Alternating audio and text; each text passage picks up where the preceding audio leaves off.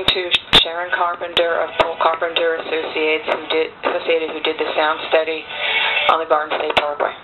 Okay. I have it in front of me. Go ahead. Okay. I'm just wondering, you talked about 1,000 points chosen for your 3D modeling. I'm just wondering how and who chose... 1,000 points? Yeah. For the 3D modeling, and how and who chooses the locations? Okay, so where are you reading 1,000 points of modeling? I think it was in an email. From me? Yeah, something about 1,000 points when considering 3D modeling. I don't know what that meant, though. Okay, well, let me just find that. Okay. It's probably in communication with Ocean County, maybe? I don't think I would have said something like that. So. Well, you actually spoke to Stephen Brill about it? Yes. Yeah. Yes. Yeah. So it would have been in an email or some kind of correspondence with that. I don't know if you spoke to him on the phone or... I spoke to him on the phone, and I did follow up with him. Just want to make sure you received my email with attachments. Okay, so I sent him an attachment. Mm-hmm. Let me just open that up. Okay, I gave him, I just gave him the final noise study in electronic format, which is what he wanted. Mm-hmm. And then a CAD view of the benefited buildings, a screenshot of my CAD file with supplemental buildings circled. So those are the supplemental buildings. Okay, so I don't understand where the 1,000 points... Well, I didn't understand it either, but I think it maybe was in the conversation. But anyway, my question is, how is this decided? Who chooses how and who chooses the locations to do to put the sound monitoring? I'm having a hard time talking today. Sorry. Okay, so there's two different things I'm hearing. Number one, noise monitoring is something different than noise modeling locations. So noise monitoring locations are done in the initial part of this project study, where we place, strategic noise, meters out in strategic locations throughout the study area so that we can validate the model, the 3D model. So, but when we model and we predict into the future, like when the project's built, we choose all the locations of all the receivers within the study area.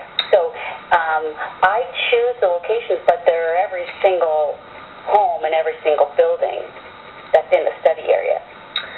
So, because I noticed that in the final study that there was nothing was in our area where we would have been affected.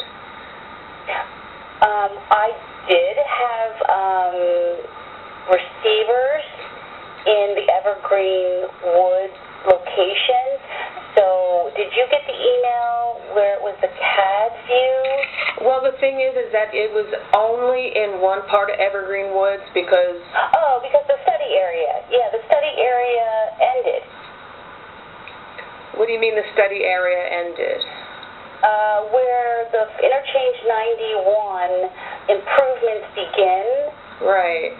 That's where our receivers, but I included receivers all the way back. So all the way back where? Let me give you a screen. Because the whole thing is we can hear noise from that overpass the length of our development, which goes further away. Hold on 1 second, please. Sure. Mm-hmm. Can you grab that call? Sure. Okay, sorry, I have a call coming in. Okay.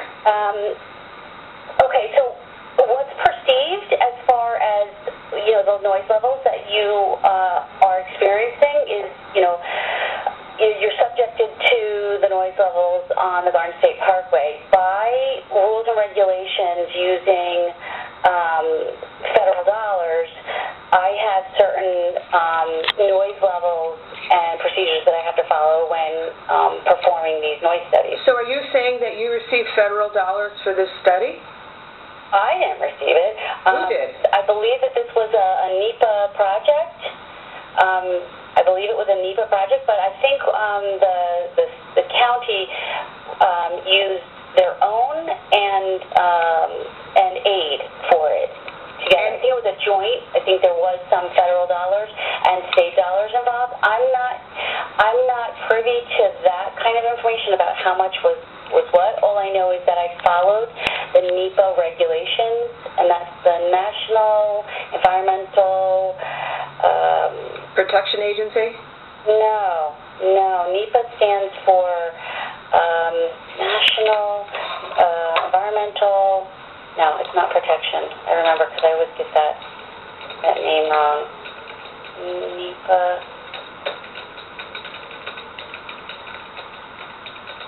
National Environmental Policy Act. Okay, all right. So I follow regulations in 23 CFR 772. Okay, and what does that?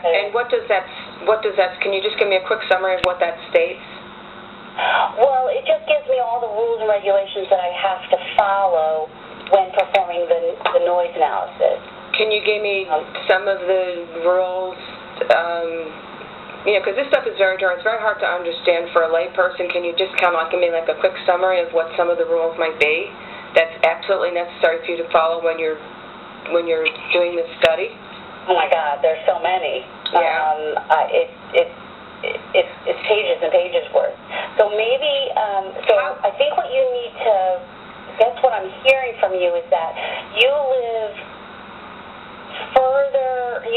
further, I guess, north than what the project... We're like less than 5/8 of a mile north. That's how close it is. Yeah. So I'm only allowed to, do the noise study, perform the noise study, predict noise levels in the study area. So if you are north or south of that study area, meaning where there is widening, where there is improvement, I can't just keep going back because there's a clear understanding that within the study area is where we are allowed to predict the noise levels to possibly mitigate. So you have no control over where you're saying that wherever they say the area ends, you can't go beyond that. You have a strict adherence to what they say. This is the area. You can't go like an inch beyond that. Right, an inch could be, depending on the map scale, 500 feet. But the project study area is cut, so to speak, where the engineers say, from this point on, we're not touching any pavement. We're not touching anyone. Okay, so I have a question. So is this concerning the Exit 91 improvements or just the fact that the center median actually came down and no one thought that would make everything noisier for everyone because now there's 8 lanes of noisy traffic that everyone hears? I'm just kind of wondering why no one thought to do that. So, well, maybe you're confusing the shoulder widening project with the Interchange 91 project because they are overlapping. Because the Interchange 91 project from what I'm looking at,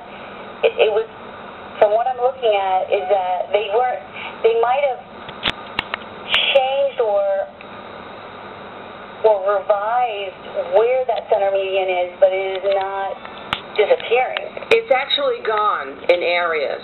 It's actually completely gone. So actually the vertical or horizontal, whatever you want to say, is actually missing in many areas. And so it's noisier. So we're trying to find out why, no one thought to put any noise monitoring here, because if you did for this overlapping, what you did for the overlapping project for both projects, which are actually, you say, overlapping? Yes, we performed the noise analysis for both projects, but there's a clear division as to because the shoulder widening project is a Parkway project, or now the Turnpike Authority. So they have their own rules. So what did you do for the, so you're saying that you actually did stuff for the Turnpike Authority having to do with the shoulder widening? Yes, we were the consultants on both projects. So no one suggested that because the center median was going to be completely gone in the center that it wouldn't get noisier for everybody on both sides? I'm kind of confused. If you read the noise policy for the Turnpike Authority, I can email them to you. No, but I'm saying I understand what their policy is, but this is kind of an unprecedented thing that happened. It's not. So well, it is, because the whole thing is it's obvious that if you take like a sound wall down, which is a natural sound wall, the center median, which was Old Forest, it's 100 feet that were cut to the ground, that you're now going to hear 8 lanes of traffic. I can't believe that no one thought that a sound study wasn't warranted in this situation just because of policy. It's policy. If you've got a client who says these are our rules and regulations for us to improve our highway, you follow them. So you're telling me that the Turnpike Authority did not require you to put sound monitoring in this area? And you have to follow exactly, if they say to do it, you would have to do it. So they did not say you have to do this, in other words. If you read the policy. No, I don't want to read the policy. I want to know that they never told you. I'm not trying to give you a hard time. I'm just trying to find out, did they tell you? They did not require you to do it then if you didn't do it, because you have to follow what they tell you. They didn't tell you to put in along the area where they were cutting down the center median. Is that correct? There is no reason in their policy. So you're not answering. You're just going back to policy. I'm just trying to find out, did they require you, yes or no? It sounds like no, because you're not answering the question. It sounds like you're trying to be careful, and you're just trying to say no, they did not require us to put any sound monitoring. Read the policy. No, I don't want to read the policy. I'm trying to get a straight answer. You're not willing to listen to me. I'm listening to you. I am listening to everything that you have to say. And you're not answering a question. You're going back to policy. If they require you, like I said, it's unprecedented what happened here, having nothing to do with the policy, that this still needed to be addressed. So I'm guessing from your answer that they didn't require you. She hung up on me.